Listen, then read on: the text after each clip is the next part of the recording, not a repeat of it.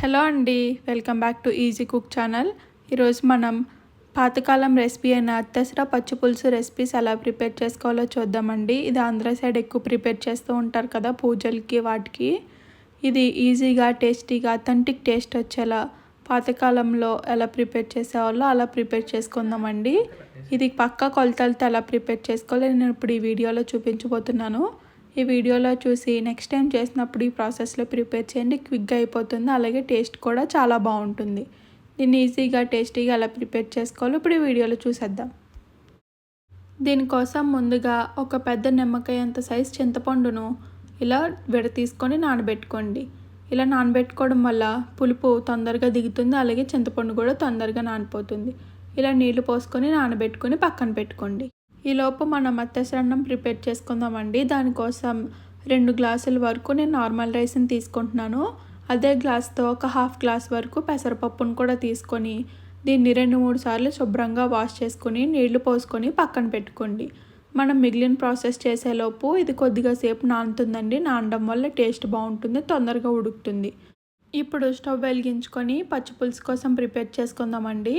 ఇలా 4 వంకాయలను, ఈ మీడియం సైజు ఉన్న వంకాయలను తీసుకొని ఇలా కదుపుకుంటూ స్టవ్ పైన బాగా ఫ్రై అయ్యేంత వరకు కాల్చుకోవాలి. ఇలా నేను మీకు చూపిస్తున్నట్టుగా ఇలా వచ్చేంత వరకు కాల్చుకుంటే సరిపోతుంది. తిప్పుకుంటూ కాల్చుకోవడం వల్ల ఒకే దుక్కను మాడిపోకుండా ఈవెన్గా లోపల వరకు ఉడుకుతుంది. ఇలా ఉడికించుకున్న వాటిని తీసుకొని పక్కన ఒక నీళ్ళ గిన్నెను పెట్టుకొని నీళ్ళ గిన్నెలో వేసుకోండి. ఇలా నీళ్ళ గిన్నెలో వేసుకోవడం వల్ల తొక్క అనేది ఈజీగా వచ్చేస్తుంది. నేను ఇక్కడ 4 వంకాయలు తీసుకున్నానండి, ఇదే సైజువి. ఇలా కాలిన తర్వాత తీసుకొని నీళ్ళ గిన్నెలో పక్కన పెట్టుకోండి. ఇదే ప్రాసెస్ మిగిలిన వంకాయలకు కూడా కంటిన్యూ చేసేయండి. అలాగే కొంచెం పెద్దగా ఉన్న పచ్చిమిర్చిని తీసుకొని 2 వరకు ఇలాగే తిప్పుకుంటూ కాల్చుకోండి. ఇలా కాలిన వాటిని కూడా తీసుకొని నీళ్ళ గిన్నెలో వేసుకొని పక్కన పెట్టుకోండి. ఇలా ఈ వంకాయలు పచ్చిమిర్చిని కూడా కొద్దిగా చల్లారేంత వరకు ఈ నీటిలో వదిలేసిన తర్వాత ఈ పచ్చిమిర్చిని తీసుకొని పక్కన పెట్టుకోండి. ఈ వంకాయలని ఇప్పుడు పైన తొక్కని తీసేయాలండి. ఇలా నేను చూపిస్తున్నట్టుగా ఈజీగా తీసేస్తే వచ్చేస్తుంది. ఇలా తొక్కని తీసేసిన తర్వాత పైన ఉన్న తొడుమును కూడా తీసేసి లోపల ఏమైనా పుచ్చులు ఉన్నాయేమో ఒకసారి చెక్ చేసుకోండి, సరిపోతుంది.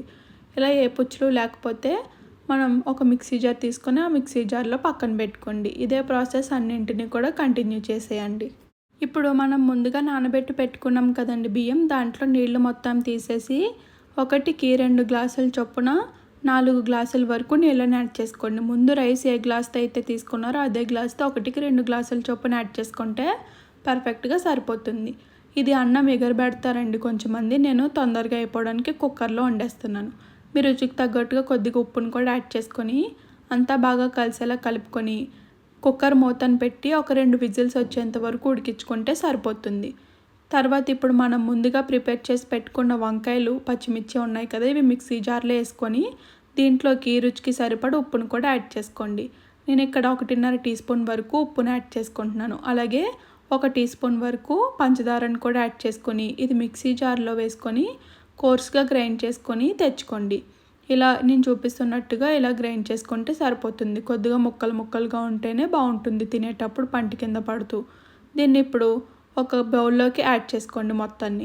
ఇలా యాడ్ చేసుకున్న తర్వాత దీంట్లోకి చిన్న సైజు పచ్చిమిర్చిని ఇలా చిన్న ముక్కలుగా కట్ చేసుకొని యాడ్ చేసుకోండి. అలాగే ఒక మీడియం సైజు ఉల్లిపాయను ఇలా చిన్న ముక్కలుగా కట్ చేసుకొని ముక్కలు కూడా మొత్తం యాడ్ చేసుకోండి.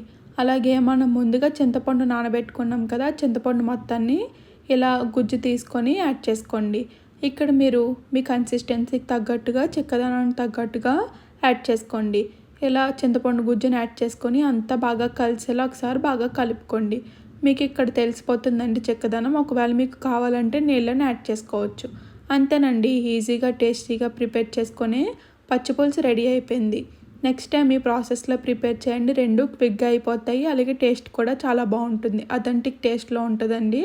ఒకసారి ట్రై చేసి టేస్ట్ చేయండి ఎలా ఉందో. థ్యాంక్ యూ అండి. Thank you for watching and subscribe to my channel.